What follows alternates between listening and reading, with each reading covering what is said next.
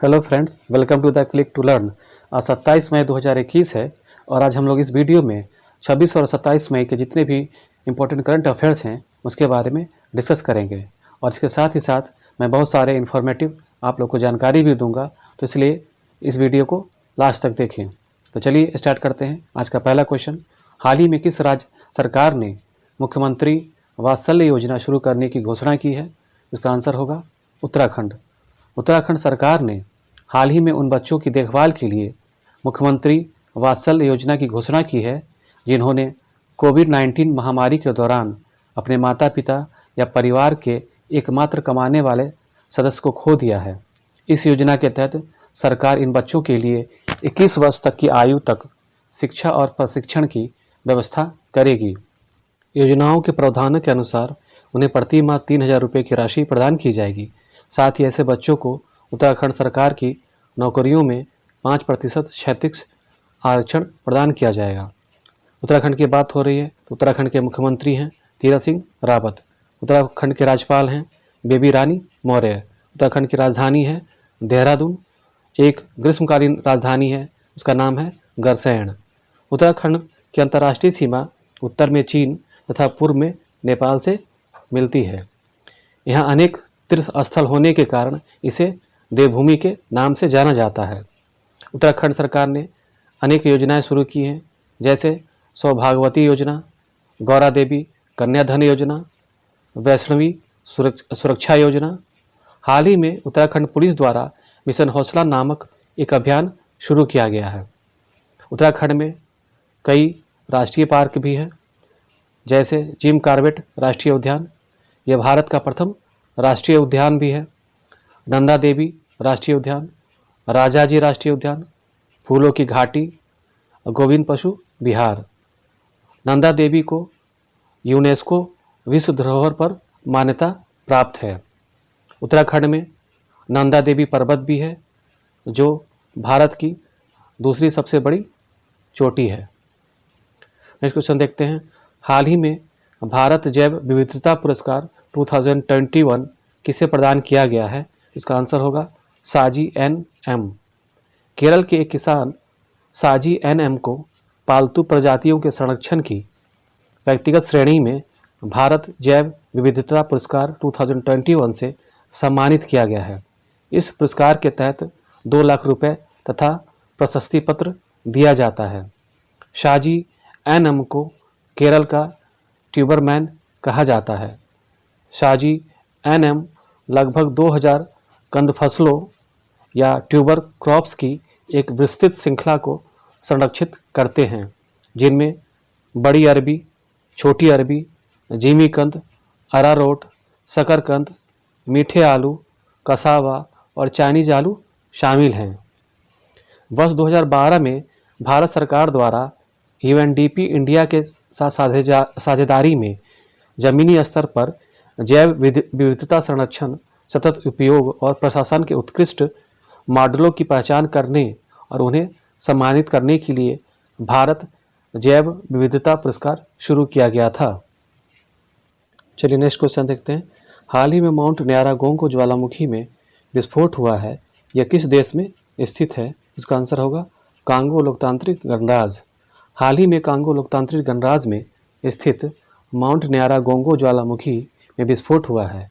Mount न्यारागोंगो ज्वालामुखी Congo लोकतांत्रिक गणराज्य के पूर्व में स्थित है।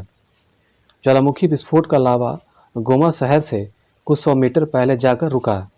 इस विस्फोट से में 31 लोगों की मौत हो गई और बहुत सारे लोग इस जगह से पलायन कर गए।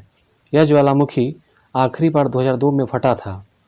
माउंट न्यारागोंगो विरुंगा पर्वत में एक सक्रिय स्ट्रेटो ज्वालामुखी है। स्ट्रेटो ज्वालामुखी को मिश्रित ज्वालामुखी भी कहा जाता है। अभी हाल ही में इंडोनेशिया में भी माउंट सिनाबंग नामक ज्वालामुखी में विस्फोट हुआ था, जिसे मैंने बताया था, तो ये भी याद रखना है आप सभी को। जैसा कि आप सभी को पता है कि ज्वालामुखी 3 प्रकार के होते हैं, सक्रिय ज्वालामुखी, सुषुप्त ज्वालामुखी तथा मृत ज्वालामुखी। सक्रिय ज्वालामुखी उन ज्वालामुखियों को कहा जाता है जिन पर समय समय पर विस्फोट होता रहता है। सुषुप्त ज्वालामुखी ये वैसे ज्वालामुखी हैं जो वर्षों से सक्रिय नहीं हैं परंतु कभी भी विस्फोट कर सकते हैं।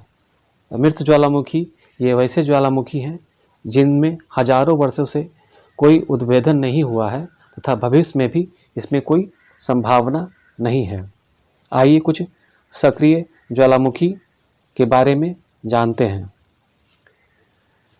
इक्वेडोर का कोटोपैक्सी, इसे विश्व का सबसे ऊंचा सक्रिय ज्वालामुखी कहते हैं। इटली या सिसिली का एटना ज्वालामुखी, सिसिली के उत्तर में लिपारी द्वीप का स्ट्रोम्बोली ज्वालामुखी, इसे भूमध्य सागर का प्रकाश स्तंभ भी कहा जाता है। अंडमान और निकोबार द्वीप का बैरन द्वीप ज्वालामुखी। कांगो गणराज्य की बात हो रही है तो कांगो गणराज्य के राष्ट्रपति डेनिस सासो नग्यूसो अभी हाल ही में यहाँ पर प्रधानमंत्री बने हैं। उनका नाम है अनाटोल कोलिनेट माकोशो। कांगो गणराज्य की राजधानी किंशासा। कांगो गणराज्य की मुद्रा कांगो फ्रैंक। यह एक मध्य अफ्रीकी देश है। नेक्स्ट क्वेश्चन देखते हैं। हाल ही में नेहरू तिब्बत और चीन नामक पुस्तक किसने लिखी है? तो इसका आंसर होगा अवतार सिंह भसीन। अवतार सिंह भसीन ने हाल ही में नेहरू तिब्बत और चीन नामक पुस्तक लिखी है। यह पुस्तक 1949 से लेकर 1962 में भारत चीन युद्ध और उसके बाद की घटनाओं का विश्लेषण करती है। इसके अलावा हाल ही में प्रीत मोहन सिंह मलिक ने एक बुक लिखा है, इसका नाम है Sikkim a history of intrigue and alliance. क्या नाम है? Sikkim a history of intrigue and alliance. इस पुस्तक में सिक्किम भारत का 22वां राज्य कैसे बना उसके बारे में बताया गया है। ये भी मैंने आप लोग को बताया था। दलाई लामा ने भी एक बुक लिखा है, उसका नाम है the little book of encouragement. तो ये सभी बुक आप लोग को याद रखनी है। नेक्स्ट क्वेश्चन करते हैं। हाल ही में रिजर्व बैंक इनोवेशन हब का मुख्य कार्यकारी अधिकारी या सीईओ किसे नियुक्त किया गया है? तो इसका आंसर होगा राजेश बंसल। हाल ही में राजेश बंसल को रिजर्व बैंक इनोवेशन हब का मुख्य कार्यकारी अधिकारी या सीईओ नियुक्त किया गया है। रिजर्व बैंक इनोवेशन हब वित्तीय क्षेत्र के संस्थानों, प्रौद्योगिकी उद्योग और शैक्षणिक संस्थानों के साथ सहयोग करेगा और विचारों के आदान प्रदान और वित्तीय नवाचारों से संबंधित प्रोटोटाइप के विकास के लिए प्रयासों का समन्वय करेगा। नेक्स्ट क्वेश्चन देखते हैं। हाल ही में किस देश की अंतरिक्ष एजेंसी ने वाइपर रोवर को चंद्रमा पर भेजने की घोषणा की है? इसका आंसर होगा ऑप्शन सी, अमेरिका। अमेरिकी अंतरिक्ष एजेंसी नासा ने चंद्रमा की सतह पर और उसके नीचे बर्फ तथा अन्य संसाधनों की तलाश के लिए वर्ष 2023 के अंत में चंद्रमा पर अपने पहले मोबाइल रोबोट को भेजने की घोषणा की है।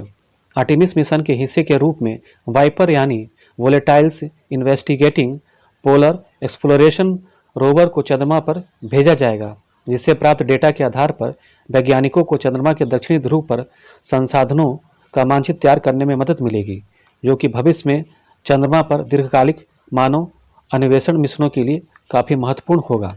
अमेरिका की बात हो रही है तो अमेरिका के राष्ट्रपति हैं जो बाइडन, जो अमेरिका के 46वें राष्ट्रपति हैं। ये डेमोक्रेटिक पार्टी से हैं।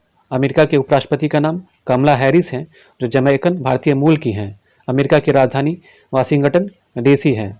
अब आइए अमेरिकन राष्ट्रपति जो बाइडन की कुछ इंपॉर्टेंट बुक्स के बारे में जानते हैं।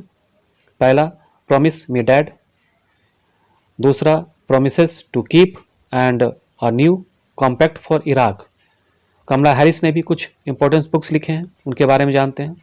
The truths we hold, super heroes are everywhere and smart on crime. America में ही येलोस्टोन नेशनल पार्क स्थित है। नेक्स्ट क्वेश्चन देखते हैं। हाल ही में केंद्र सरकार ने प्रत्येक ट्रांसजेंडर व्यक्ति को कितनी सहायता राशि देने का निर्णय लिया है? तो इसका आंसर होगा ऑप्शन बी, 1500 रुपये की सहायता राशि। केंद्र सरकार ने कोविड महामारी की वजह से प्रत्येक ट्रांसजेंडर व्यक्ति को उनकी आधारभूत आवश्यकताओं को पूरा करने के लिए 1500 रुपये की सहायता राशि प्रदान करने का निर्णय लिया है। केंद्र सरकार ने पिछले वर्ष यानी 2020 के लॉकडाउन के दौरान भी ट्रांसजेंडर व्यक्तियों को इसी तरह की वित्तीय सहायता और राशन किट प्रदान की थी। नेक्स्ट क्वेश्चन देखते हैं, राष्ट्रमंडल दिवस किस दिन मनाया जाता है? इसका आंसर होगा ऑप्शन सी 24 मई। राष्ट्रमंडल दिवस 24 मई को मनाया जाता है। इस वर्ष राष्ट्रमंडल दिवस का थीम है एक साझा भविष्य प्रदान करना, डिलीवरिंग अ कॉमन फ्यूचर। इसे एम्पायर डे के रूप में भी मनाया जाता है। आइए जानते हैं राष्ट्रमंडल दिवस क्यों मनाया जाता है। इंग्लैंड की महारानी विक्टोरिया ने 1901 में सबसे पहले राष्ट्रमंडल दिवस मनाने का जिक्र किया था। 1902 में महारानी के निधन के बाद इसे 24 मई 1902 से मनाया जाने लगा। 24 मई महारानी का जन्मदिन होता है। राष्ट्रमंडल के समूह में वे देश आते हैं जो कभी न कभी ब्रिटेन शासन के अधीन रहे हैं। इस तरह से राष्ट्रमंडल उन प्रभुसत्ता संपन्न देशों का एक स्वैच्छिक संघ है जो ब्रिटिश सरकार और कानून के अधीन रह चुके हैं। राष्ट्रमंडल का मुख्यालय है लंदन में। नेक्स्ट क्वेश्चन देखते हैं, हाल ही में जारी ब्लूमबर्ग बिलियनियर्स इंडेक्स के अनुसार एशिया के दूसरे सबसे अमीर व्यक्ति कौन बन गए हैं? इसका आंसर होगा गौतम अडानी, ऑप्शन बी। हाल ही में भारत के दिग्गज उद्योगपति गौतम अडानी एशिया के दूसरे सबसे अमीर व्यक्ति बन गए हैं। ब्लूमबर्ग बिलियनियर्स इंडेक्स के अनुसार संपत्ति के मामले में चीन के झोंग सांसेन को पछाड़कर अडानी ने दूसरा स्थान हासिल किया है। वहीं एशिया के सबसे अमीर भारत के ही मुकेश अंबानी हैं। नेक्स्ट क्वेश्चन देखते हैं, हाल ही में टेम्पल्टन पुरस्कार 2021 से किसे सम्मानित किया गया है? इसका आंसर होगा ऑप्शन ए जैन गुडाल। वर्ष 2021 का प्रतिष्ठित टेम्पल्टन पुरस्कार प्रकृतिवादी जैन गुडाल को दिया गया है। ये चिंपैंजी पर अपनी विशेषज्ञता और पर्यावरणीय कारणों की विश्वव्यापी वकालत के लिए प्रसिद्ध थी। जैन गुडाल एक अंग्रेजी प्राइमेटोलॉजिस्ट, मानव विज्ञानी और चिंपैंजी पर दुनिया के अग्रणीय विशेषज्ञ हैं। गुडाल ने 1960 के दशक में तंजानिया में चिंपैंजी के अपने अभूतपूर्व अध्ययन पर अपनी वैश्विक प्रतिष्ठा बनाई। आइए जानते हैं टेम्पल्टन पुरस्कार के बारे में। टेम्पल्टन पुरस्कार की स्थापना 1972 में दिवंगत परोपकारी सर जॉन टेम्पल्टन ने की थी। यह दुनिया के सबसे बड़े व्यक्तिगत पुरस्कारों में से एक है। इस पुरस्कार के तहत 1.1 मिलियन पाउंड राशि दी जाती है। टेम्पल्टन पुरस्कार एक जीवित व्यक्ति को दिया जाने वाला एक वार्षिक पुरस्कार है। इससे पूर्व यह पुरस्कार मदर टेरेसा, दलाई लामा और दक्षिण अफ्रीका के आर्कबिशप डेसमंड टिटू को दिया जा चुका है। नेक्स्ट क्वेश्चन देखते हैं, हाल ही में अंतर्राष्ट्रीय गुमशुदा बाल दिवस किस दिन मनाया गया है? उसका आंसर होगा 25 मई।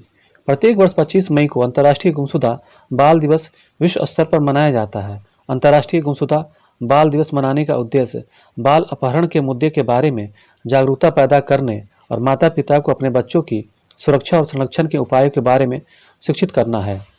आइए अब जानते हैं इसके लक्ष्य के बारे में। दुनिया भर में लापता होने वाले बच्चों के बारे में जागरूकता फैलाना तथा लापता हुए बच्चों को खोजने के प्रयासों पर ध्यान केंद्रित करना इस दिवस का मुख्य उद्देश्य है।